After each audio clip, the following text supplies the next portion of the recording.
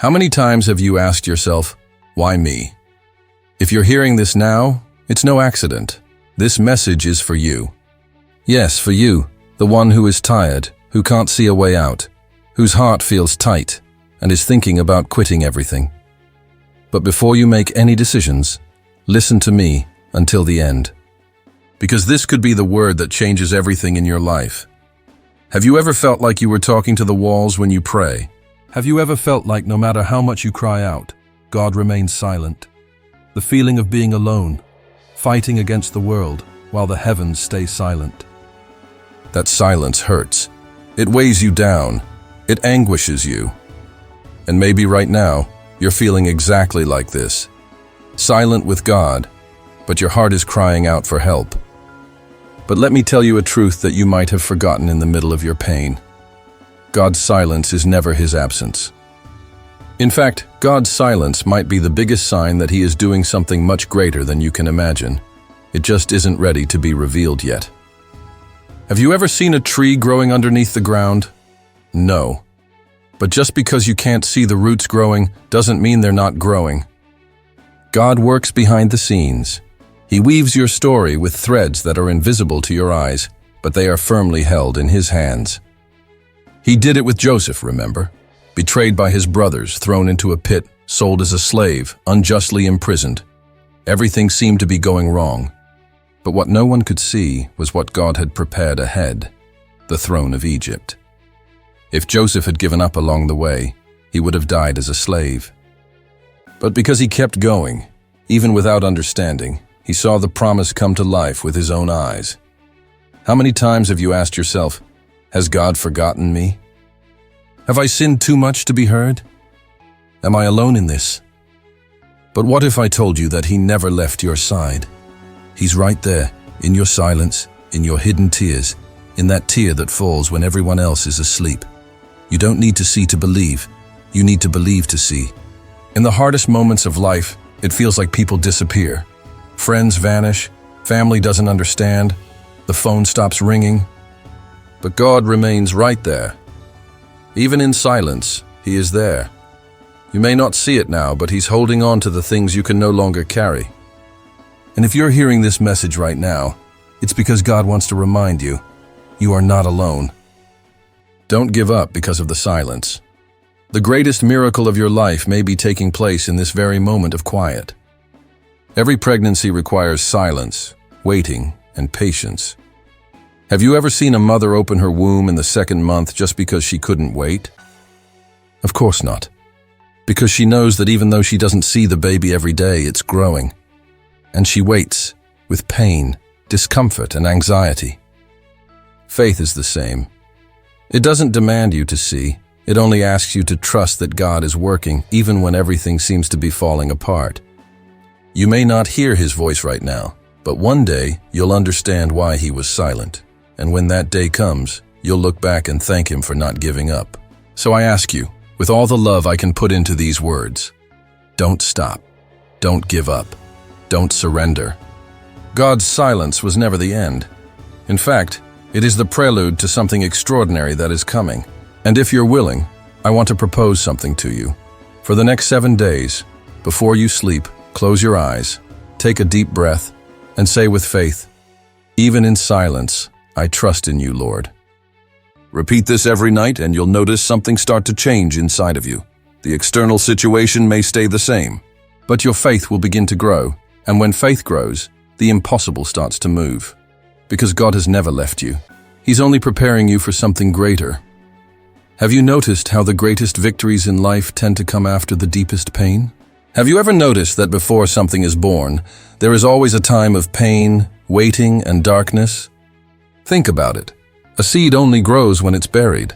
A diamond only forms under extreme pressure. Gold only gets purified in fire.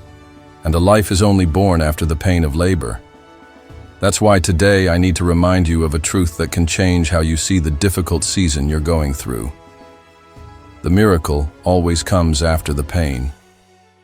You might feel like you've reached the end of the line, like there's no reason left to keep going. You wake up tired, sleep exhausted, and the days pass as if they're meaningless repetitions. and the thought of quitting is stronger than ever. But you know what? It's right there, at the point where the pain feels unbearable, that many miracles begin to be birthed. The problem is that many people give up at this moment. They give up just before the restart. They give up when there was only one step left. And maybe you're just one step away from what you've been dreaming of, but the pain is so great that your eyes can't see what's just beyond the next turn. Can you remember how many times in life you wanted to stop but didn't, and later thanked yourself for not quitting? The same God who was there with you then is right here with you now, and He is telling you, hang on a little longer, I'm still writing your story. The Bible is full of examples like this. David was anointed as king when he was young, but before sitting on the throne, he went through suffering. He lived in caves, fled from enemies, was humiliated and fought to survive. Do you think he never thought of giving up? But he kept going. And because he kept going, he saw the promise fulfilled. What you're going through right now might just be the valley of tears before the harvest. Remember what Psalm 126 verse 5 says? Those who sow in tears will reap with joy. Have you ever cried so much that you thought you had no more tears? Tried so hard that you lost all your strength? Believed so much that now you feel foolish for still waiting? But listen, God often does His greatest works when we hit rock bottom.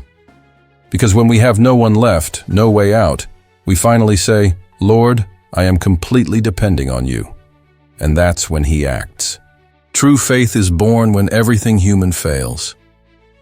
How many people do you know who reached the top but first went through a real desert? How many mothers prayed for years for a child caught in addiction, and today they testify to His transformation? How many men lost everything in business, and when they had nothing left, they rebuilt from scratch with more wisdom, humility, and maturity? How many women, betrayed and humiliated, are now restored, at peace, and stronger than ever? Do you remember Thomas Edison? He tried thousands of times before getting the light bulb to work. Imagine if he had quit on attempt 9,999. Maybe the world would still be in the dark. But he didn't give up, and the result of his persistence lit up history. Your persistence can light up lives too. But first, you need to resist the urge to quit. And I know. It's hard to continue when no one supports you. It's hard to fight when no one sees your effort. It's hard to believe when everything seems to be falling apart.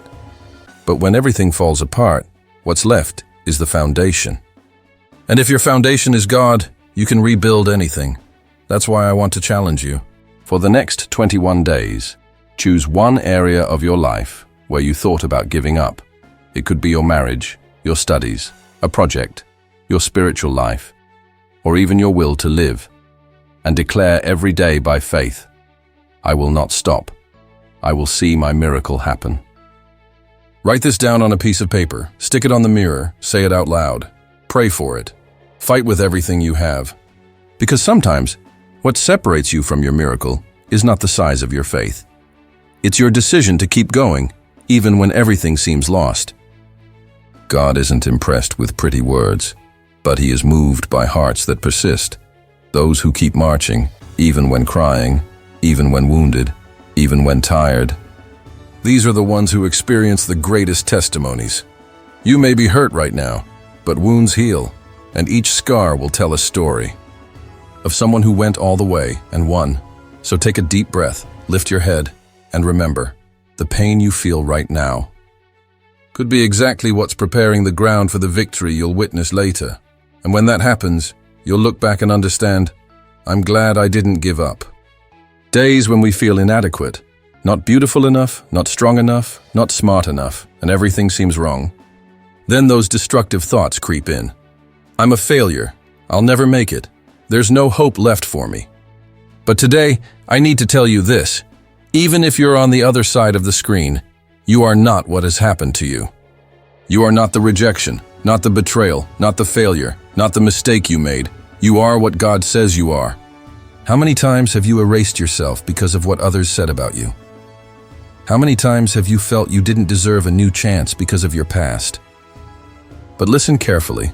Your worth doesn't decrease because of your mistakes, just like a crumpled bill still holds its value. The world judges you by what you've done, but God sees you for what you can become. While the world points a finger and says guilty, God reaches out his hand and says child. Do you remember the Samaritan woman?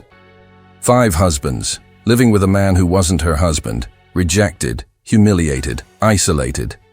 Yet Jesus came to her. And instead of condemning her, he offered her living water. He saw beyond her mistakes. He saw her heart. It's easy to define ourselves by our failures. I'm a problem. I'm a burden. I'm broken. But what if none of that is true? What if you're just too hurt to see what's really inside of you? What if God sees something beautiful that you can't see yet? In Japan, there's an art called kintsugi, where broken pottery is repaired with gold.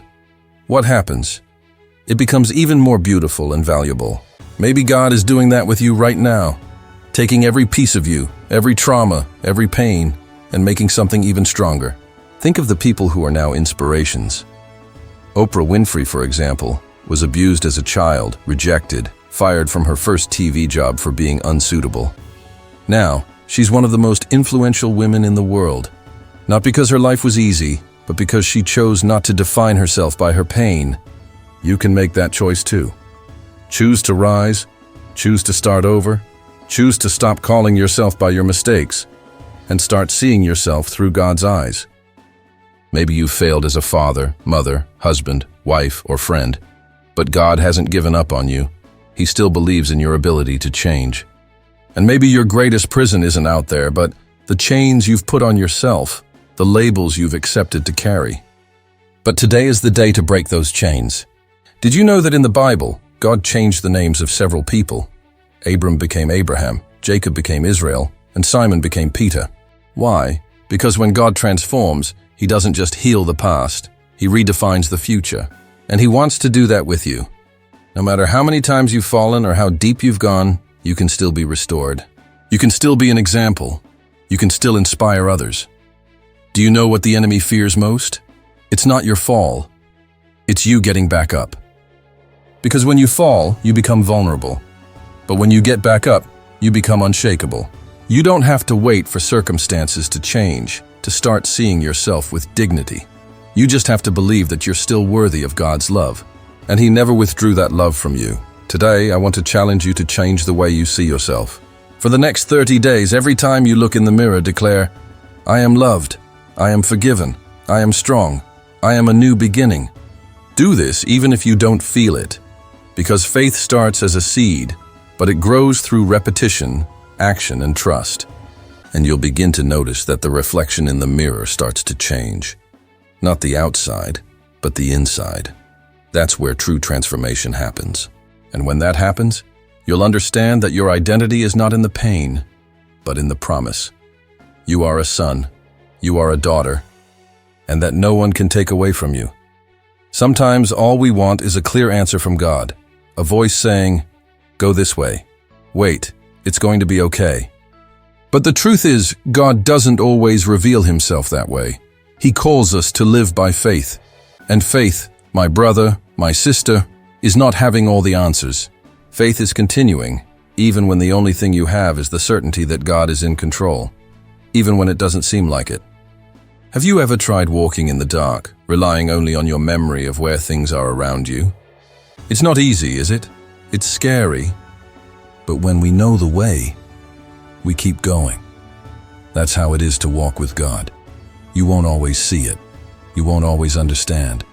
But if you know his voice, you'll follow. You'll keep going. Peter walked on water. Yes, an ordinary human being like you and me walked on water. But only as long as he kept his eyes on Jesus. When he looked at the wind, the waves, the danger, he began to sink. And how many times are we like that? We start with faith.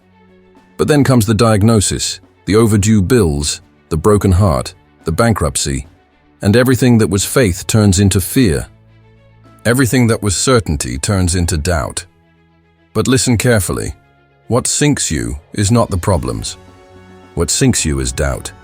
You may be surrounded by 1,000 difficulties, but if you have faith, you'll float, you'll cross over, you'll endure. How many times have you thought, I don't have enough faith? But Jesus himself said that if you have faith the size of a mustard seed, you can move mountains. Have you ever seen a mustard seed? It's tiny, and that means God doesn't ask for huge faith. He just wants real faith. A faith that defies logic. A faith that says, God is good, even when everything is bad. A faith that trusts even without understanding. Today, maybe you're going through the darkest season of your life. But remember, God is with you, and that's enough to keep moving forward. You might look around and think, there's just no way out. But let me sincerely tell you this. There is a way, and that way is faith. Faith might not erase your problems, but it completely changes the way you see them, giving you strength to endure what seemed impossible. Have you ever heard someone's powerful testimony and thought, I wish I had a story like that? Great testimonies come from trials faced with faith. Take Nick Vujicic's life, for example. He was born without arms or legs. He had countless reasons to quit, complain, or blame God. Yet he chose to live by faith. Today, he travels around the world inspiring millions, proving that faith can conquer impossibilities. If he could overcome his challenges, why can't you overcome yours? Your life might feel shattered now, but God doesn't build on old ruins. He starts fresh, from scratch, building upon faith, surrender, and a heart that's genuinely open and ready to trust Him fully. You don't have to understand everything, you just need to trust. God doesn't lie, nor does He leave His work unfinished. Faith means looking at a medical report and saying, "Still I trust you," or facing overdue bills and declaring, "Lord, you are my provider."